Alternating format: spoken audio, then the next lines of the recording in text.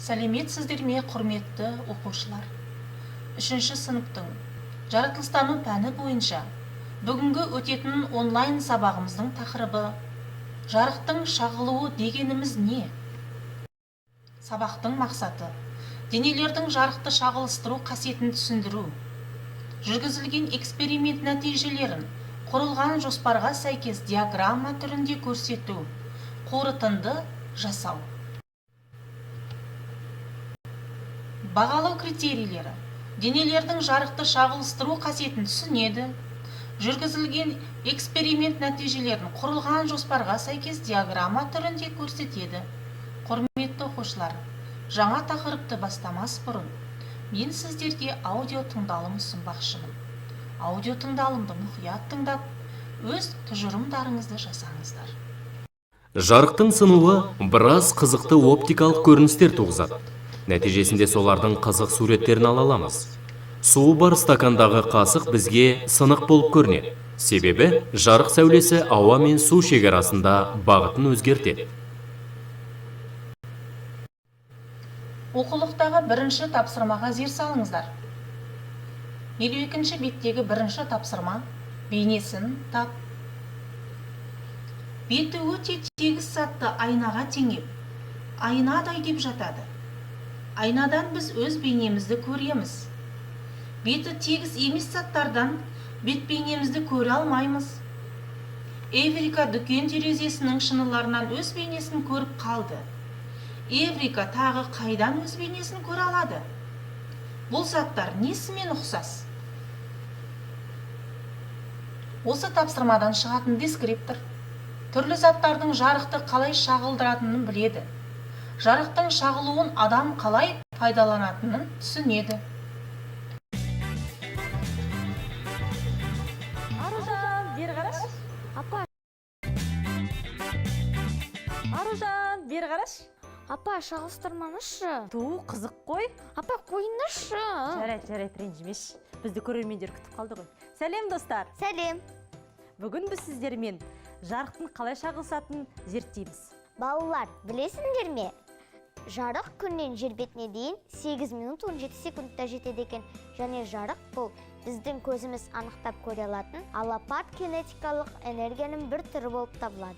Өте дұрыс айтасың, Аружан. Соған байланысты біз қазір тәжірибе жасаймыз. Ал кел, Аружан, енді берілген заттардың ішінен қайсынан бейнемізді көре аламыз? Әрине айнадан. Кәне көрейікші. Екеумізді әп-әдемі болып тұрмыз ғой бүгін. Және де кішкене мына табақтан да көруге болады. Табақтан? Иә. Табақтан сәл болыңғыр бейне көрінеді екен. Ал мына фольганы сақмазақтар айнасы сияқты қолдануға болады. Мәссаған қараш, Аружанда жерде қызық болып тұрсын. Бұлай істесек, кішірейіп қаласын. Ағыл, мына жерде тағы не бар екен? Мына жылтырақ қағаз сәл болса да бізді... Аружан, мен сені негізінен арық қыз деп жүрсем, семіз екенсің ғой, қарашы жерде. Бұлай істесем, керісінше болып қалды. Яғни ол формасына байланысты екен, е? Иә. Ал алдымыздағы ақ қағазды тексеріп көрейік. Бұл бізді бейнемізді көрсетпейді. Өкінішке қарай. Мына қара қағазды көрейік. Мәссаған, Аружан, қап-қара болып кетіпсің ғой. Айттым саған жазда көп ойнама деп. Апай, өтірік айтпаңызшы, ештеңе жоқ қой. Иә, мына түрлі түсті қағаздарды сынап көрейікші. Олардан көрінбейміз. Иә, дұрыс айтасың. Ешқандай бейнені көріп тұрған жоқ. Апай, мен түсінгенім, беті тегіс әрі жылтыр заттардан өз бейнемізді көре аламыз. Дұрыс айтасың, Аружан. Айналық беттерден біз өз бейнемізді көре алады екенбіз. Айжан апай, менің түсінгенім, жылтыр әрі тегіс денелер біздің бейнемізді жақсы көрсетеді, және де жарықты да жақсы шағылыстырады. Дұрыс айтасың, Аружан. Соның ішінде айна жарықты ең жақсы шағылыстыратын зат. Одан басқа алюминийден жасалған фольга, және де мыс табақшасында айтып кетсек болады, иә? Сәлден болсын жарықты өткізген. Шағылыстырған. Оған қоса жылтыр қағаз. Дұрыс айтасың.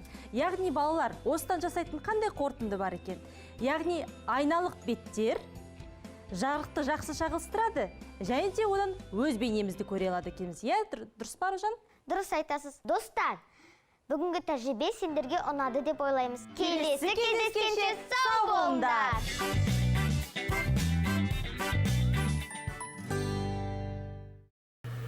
Қазіргі көрген бейне таспадан сіздер біраз мағлұмат алдыңыздар.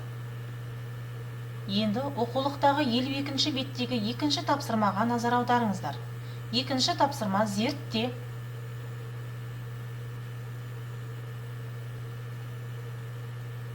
Осы тапсырмадан шығатын дескриптор денелердің жарықты шағылыстыру қасиетін түсінеді.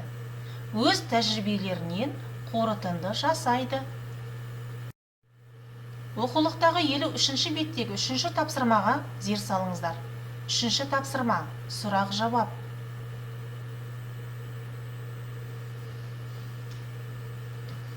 Қандай заттарда жарықтың шағылу қасиеті пайдаланылады? Оларды ата. Тағы қандай заттарды білесің? Осы тапсырмадан шығатын дескриптор заттардағы жарықтың шағылу қасиетін анықтайды. Адам жарықтың шағылуын қалай пайдаланатынын біледі. 53-ші беттегі 4-ші тапсырмаға зер саламыз. 4-ші тапсырма эксперимент жүргіз. Құрметті балалар, үйде айнаны алып, яғни беті тегіс зат ол үйдегі біздің күнделікті қолданатын айнамыз. Айнаны алып, иллюстрация бойынша өздеріңіз эксперимент жүргізіңіздер. Осы тапсырмадан шығатын дескриптор жүргізілген эксперимент нәтижелерін құрылған жоспарға сәйкес диаграмма түрінде көрсетеді. 53-ші бет, 5-ші тапсырма, дәптермен жұмыс. Есте сақта қағидасы. Тегіс әрі ашық түсті беттерден жарық жақсы шағылады. Осы тапсырмадан шығатын дескриптор тірек сөзді ережені дәптерге жазады. Түрлі заттардың жарықты қалай шағылдыратынын біледі. Оқулықтағы тірек сөзді бүгінгі жаңа тақырыпқа сай және ережені дәптерге көшіріп жазыңыздар. Бүгінгі жаңа тақырыпқа сай жазылатын тірек сөз шағылу, ал ережеміз есте сақта қағидасы. Құрметті оқушылар, бүгінгі жаңа тақырып бойынша сабақтан алған әсерлеріңізбен бөлісіп, кері байланыс жасай қойыңыздар.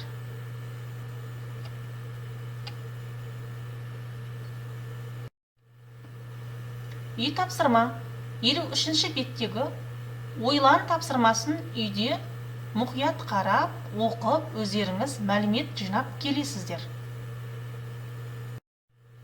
Назарларыңызға рахмет, сау болыңыздар.